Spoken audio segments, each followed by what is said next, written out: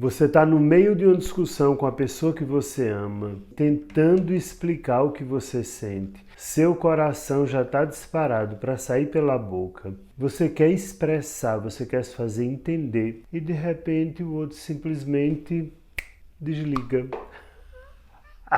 Fica em total silêncio, não lhe dá atenção. E aí você enlouquece, você grita, você chora, você diz desaforos. Nada adianta. Tudo como se batesse numa parede de concreto e o outro simplesmente está assim lhe dando tratamento de silêncio. Se você vive isso no seu relacionamento e acha que isso é frieza, falta de amor ou algo assim, deixa eu te contar uma coisa. Para, bebê! Para, porque o buraco é mais embaixo. E hoje a gente vai entender o que é que esse silêncio do outro, ou mais conhecido como o efeito muro, tem a lhe dizer. E hoje você vai entender essa comunicação e saber o que fazer diante desta comunicação. Eu sou Marcos Lacerda, psicólogo, e esse é mais um Nós da Questão. Vamos juntos!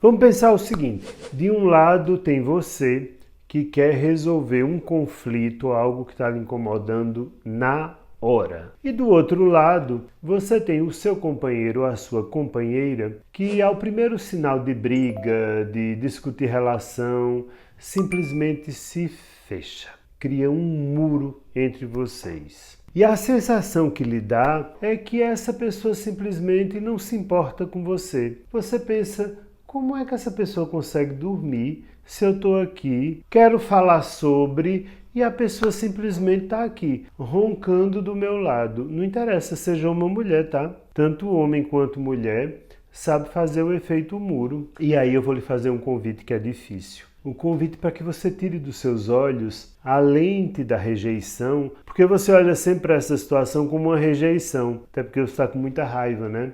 Dá raiva mesmo, reconheço. Mas troque a lente da rejeição, estou sendo rejeitado ou rejeitada, pela lente da compreensão profunda. Na grande maioria das vezes, esse silêncio não é uma punição narcisista.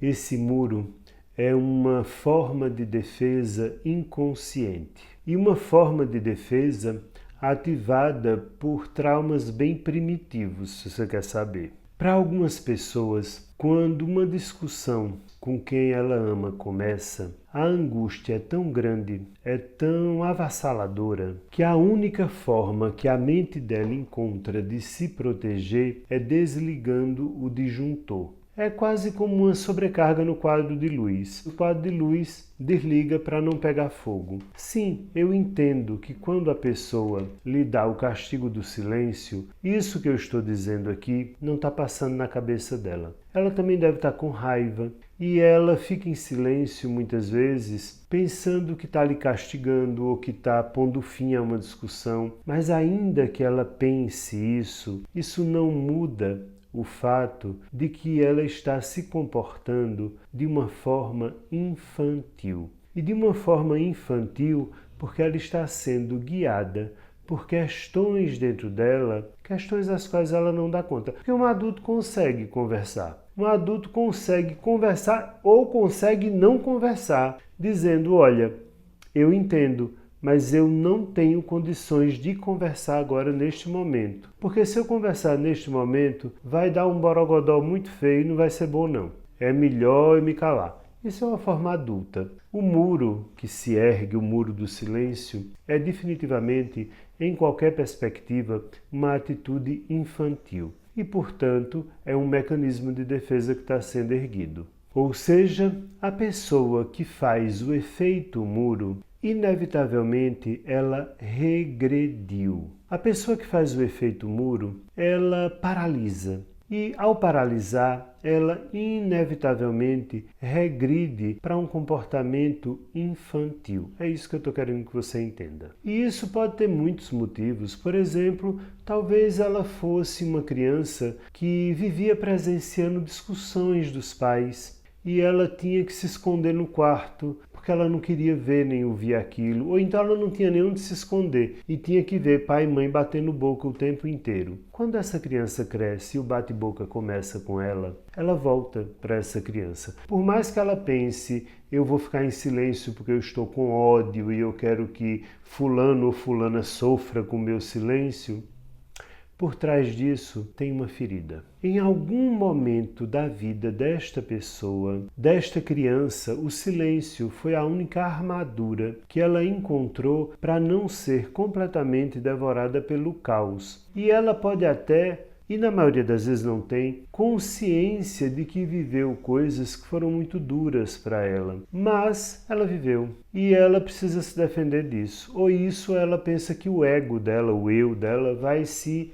espatifar. E aí hoje, num corpo de adulto, quando essa criança se vê ameaçada novamente, ela ergue a ponte levadiça do castelo e se tranca no castelo. O problema de se trancar no castelo é que, tudo bem, o castelo nos protege mesmo. As muralhas do castelo são muito confortáveis nesse sentido. Mas o tanto que um castelo protege é o mesmo tanto que ele isola e me deixa solitário. A família real britânica que o diga. A vida da pobre Diana. Pois é, era uma vida de princesa, mas definitivamente solitária. Agora, me diga uma coisa, se o outro levanta esse muro porque o sistema emocional dele entrou em colapso, quer ele perceba isso ou não, o que é que você acha que acontece se você continuar batendo na porta, gritando que quer conversar, ou então mandando textões amargurados de 4 páginas durante a madrugada, ou então fazendo o que o ex-namorado de uma paciente minha fez. Ligou para ela, ela não atendeu, evidentemente, porque ela tinha botado o telefone no silencioso e foi dormir, né? Ele ligou para ela 52 vezes durante a madrugada. Quer dizer, não dá, né? Tenha paciência. Realmente não dá. E não dá porque ao fazer isso, você vira o próprio monstro, a própria fobia da qual o outro está tentando fugir. Então, vou estar tentando fugir de uma coisa e você se torna a coisa da qual ele quer fugir. Porque você está exigindo desta pessoa uma maturidade emocional que ela, naquele momento de crise, não consegue ter com você. Ou talvez ela não consiga ter em hora nenhuma com você na vida dela. E bom, se for assim, se ela for uma pessoa tão sem maturidade emocional, você pode até repensar, né? Se vai querer viver com uma pessoa que não tem essa maturidade emocional ou não. Mas que você está exigindo maturidade emocional de quem não tem, ao menos naquele momento, está. Ah, então eu tenho que engolir meus sentimentos e suportar o silêncio do outro só porque o outro não aguenta conversar. E eu que me lasque. Para, bebê! Para que também não é assim, porque vocês têm sempre a mania de que ou é tanto ao mar ou é tanto à terra. Vamos ficar no meio do caminho? Nem 8, nem 88. Peraí, existe o 44. E para chegar no 44 você faz o seguinte, interrompa o ciclo. Quando o muro subir, ao invés de você perpetuar o ciclo, simplesmente pare de falar. Pare de falar, mas antes de parar de falar, diga o seguinte ao outro. Eu estou vendo que você não consegue falar a esse respeito nesse momento, mas falar sobre isso é importante para mim.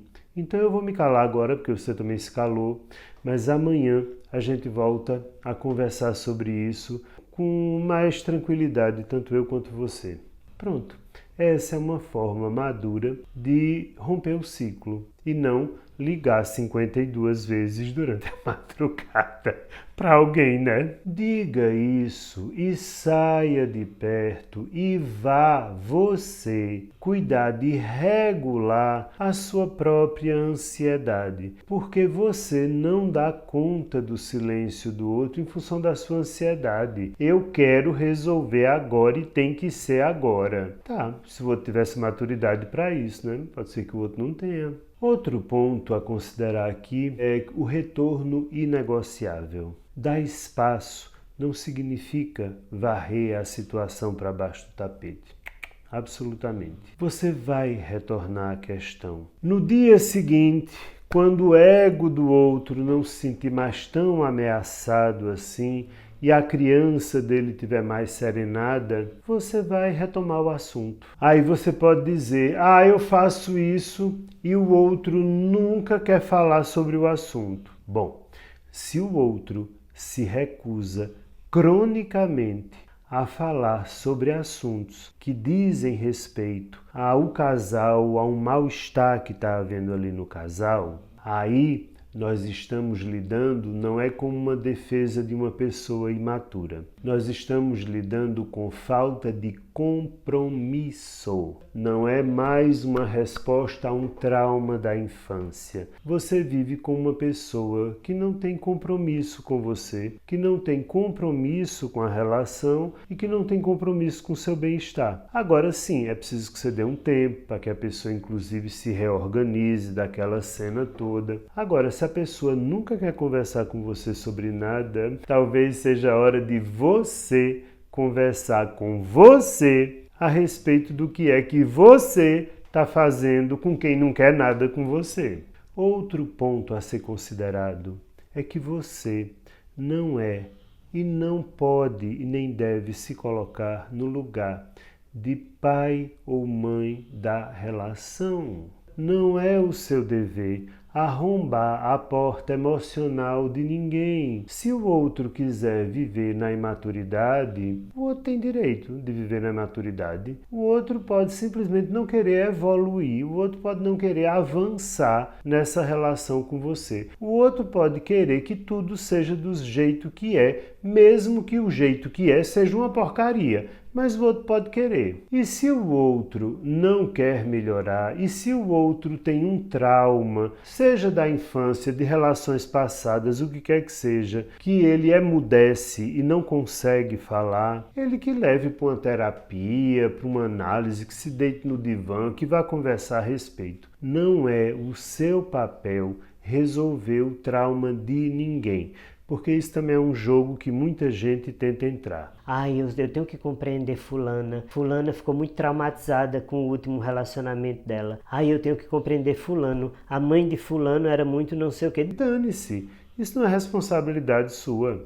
Cada adulto que responda por si e cada adulto que procure a ajuda que precisa. Quer se relacionar comigo? Pois bem, eu até posso dar espaço para os seus traumas, recuar um passo atrás, não invadir as coisas, mas é preciso que a gente converse sobre nossa relação. Porque se você não tem condições de conversar sobre a relação que você vive, então você não tem condições de viver uma relação.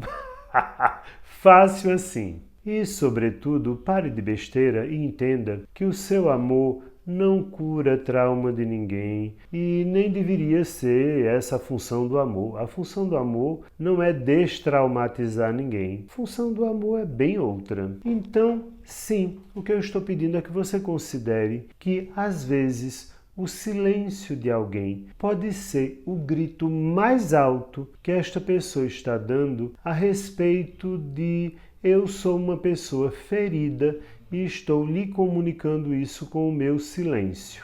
Mas um relacionamento só sobrevive quando ambos aprendem a transformar as coisas que sentem em palavras. Só não precisa ser no tempo e na hora que você quer que seja. Na hora que o outro fizer silêncio, para de ser uma pessoa chata e aprende a recuar e dar um espaço até para você analisar se esse espaço que eu estou dando é necessário para que o outro reorganize os medos que tem de discutir relacionamento, ou se simplesmente o outro não se importa com essa relação.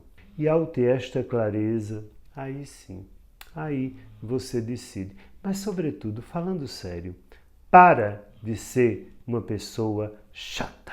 Porque o que eu mais tenho visto em momentos de discussão de casal é as pessoas se tornarem pessoas chatas. Bom, mas você também pode querer ser uma pessoa chata, né? Seja, problema seu. Pense nisso. Tchau, até a próxima.